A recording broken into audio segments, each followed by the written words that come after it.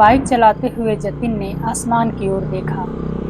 उसने देखा कि काले बादलों से आसमान तेजी से घिर रहा है और हवा पूरी तरह थम चुकी है। वह समझ गया कि तूफान आने वाला है, लेकिन धर्मपुर अभी बहुत दूर था। उसने बाइक की रफ्तार और तेज कर दी, लेकिन तभी अचानक जोर का तूफान आ गया और कुछ ही पल में तेज बिजली कड़कने के साथ मूसलाधार बारिश शुरू हो गई। कुछ ही देर में रास्ता पूरी तरह पानी से भर गया। कोई और उपाय न देख जतिन एक बड़े पेड़ के नीचे छिप गया, लेकिन फिर भी वह भीगने से बच नहीं सका। उसके चेहरे पर चिंता की लकीरें गहरी होती जा रही थीं। करीब 1 घंटे बाद बारिश और तूफान थम गए, लेकिन चारों तरफ पानी भरे रास्तों पर अब बाइक चलाना मुश्किल था। मजबूरी में उसने बाइक वहीं छोड़ दी और थोड़ा आगे बढ़कर इधर-उधर देखने लगा। वह समझ नहीं पा रहा था कि धर्मपुर जाने का रास्ता किधर है, क्योंकि चारों तरफ बस पानी ही नजर आ रहा था।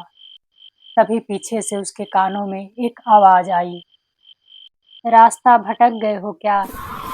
जतिन चौंकते हुए मुड़ा तो देखा धुंधले अंधेरे में एक छाया खड़ी है। कौन हो तुम? मैं भैरवी हूँ। मुझे धर्मपुर जाना था, लेकिन अब नहीं जा पाओगे।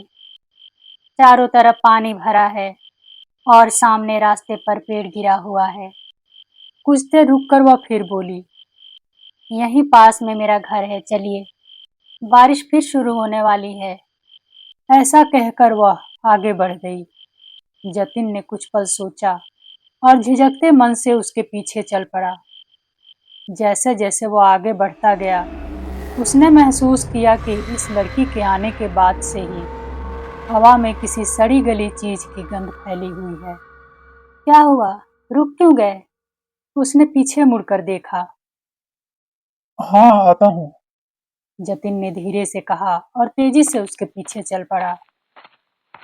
थोड़ी दूर जाने पर एक झोपड़ी नुमा घर दिखाई दिया। यही मेरा घर है, अंदर आ जाइए। जतिन ने दरवाजे से अंदर कदम रखा। उसने देखा अंदर एक आदमी जमीन पर झुका हुआ था। वह जैसे किसी गिरे हुए चीज को साफ कर रहा हो और उसके होंठ लगातार कुछ बड़बड़ा रहे थे, ऐसे शब्द जिसे वह साफ सुन नहीं पा रहा था। भैरवी ने सामने पड़ी पुरानी चारपाई की तरफ इशारा करते हुए कहा, बैठ जाइए। उसने भैरवी की बात मान ली, लेकिन उसकी नजर अब भी उसी आदमी पर थी। उसे लगा जमीन पर जो गहरा धब्बा वह साफ कर रहा है, उसका रंग पानी जैसा नहीं, बल्कि कुछ और ही है। बाहर तूफान फिर से शुरू हो चुका था। बिजली तेज गड़गड़ाहट के साथ चमक रही थी। आप भीग चुके हैं, ये लीजिए चाय, आपको अच्छा लगेगा। जतिन हैरान रह गया, इतनी जल्दी चाय कैसे तैयार हो गई। एक और बात जिस पर अचानक उसका ध्यान गया, अब तक उसने किसी का चेहरा साफ नहीं देखा था। दोनों के चेहरे पर बस अंधेरे जैसी परछाई छाई हुई थी। हल्की बारिश की बूंदें छप्पर से टपक रही थी। चाय का प्याला हाथ में लिए वह पूछ बैठा, वो आदमी कौन है? मेरे पति हैं। तभी वह आदमी अचानक दौड़ता हुआ आया और जतिन के पैरों के पास झुक गया। कपड़े से जमीन रगड़ते हुए वह बड़बड़ाने लगा, सब साफ करना होगा, वरना दाग पड़ जाएगा। जतिन के हाथ से चाय गिरते गिरते बची। उसके रीढ़ में एक सिहरन सी दौड़ गई। जमीन पर कोई दाग नहीं था। भैरवी ने उस आदमी के कान में कुछ कहा, जिससे वह एक पल के लिए रुका, फिर जतिन को घूरता हुआ कमरे के अंदर चला गया। ये ऐसे क्यों कर रहे हैं? क्योंकि इन्होंने कभी किसी को मारकर इसी जमीन पर उसका खून फैला दिया था। जतिन का दिल जोर जोर से धड़कने लगा।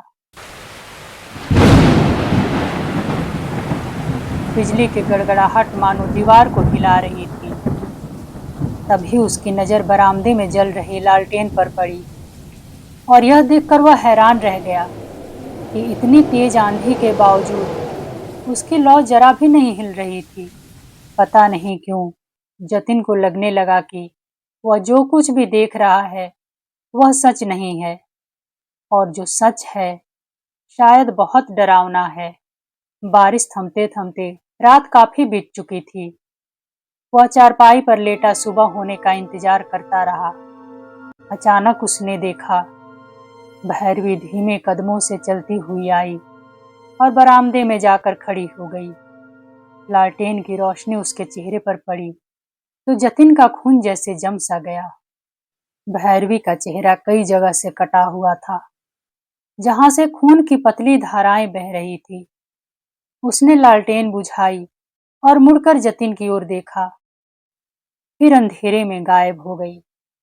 जतिन के हाथ पांव सुन्न पड़ चुके थे। तभी एक तेज सड़ी सी गंध उसके नाक में समा गई, जैसे कच्चे खून की बदबू हो। उसका ध्यान जमीन पर गया। उसने देखा चारपाई के नीचे से खून की एक धारा बहकर बाहर आ रही है। कांपते हुए उसने नीचे झांका। चारपाई के नीचे अंधेरे में दो लाल आंखें चमक रही थी, और उसी के साथ वह धीमी भारी आवाज फिर सुनाई दी। सब साफ करना होगा, वरना दाग पड़ जाएगा। जतिन को महसूस हुआ जैसे उसकी सांसें रुक रही हैं। उसकी नजर धुंधली पड़ने लगी। सब कुछ जैसे दूर, बहुत दूर होता चला गया। वह बेहोश हो चुका था। सुबह हो गई थी। जतिन को धीरे धीरे होश आने लगा। उसने आंखें खोली तो देखा वह एक पुरानी टूटी फूटी झोपड़ी में गीली और सड़ी हुई चारपाई पर पड़ा है।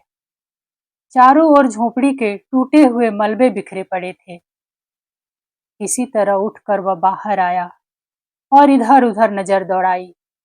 धूप निकल आई थी। दूर पेड़ के पास उसने अपनी बाइक खड़ी देखी, जहां से कुछ ही दूरी पर एक आदमी घास काट रहा था। जतिन उसके पास गया और झोपड़ी के बारे में पूछने लगा। आदमी ने जो बताया सुनकर उसके पैरों तले जमीन खिसक गई। वो एक शराबी का घर था बाबूजी। वो अपनी पत्नी के साथ यहीं रहता था। शादी को कुछ ही दिन हुए थे। फिर एक बरसात की तूफानी रात नशे में धुत होकर लौटा और छोटी सी बात पर अपनी पत्नी को चाकू से गूंथ कर मार डाला। जब होश आया तो पागल हो गया, और कुछ दिन बाद उसका भी मरा हुआ शरीर इसी झोपड़ी में पाया गया। लोग कहते हैं आज भी बरसात और तूफान भरी रातों में दोनों को देखा जाता है। जतिन स्तब्ध खड़ा यह सब सुनता रहा।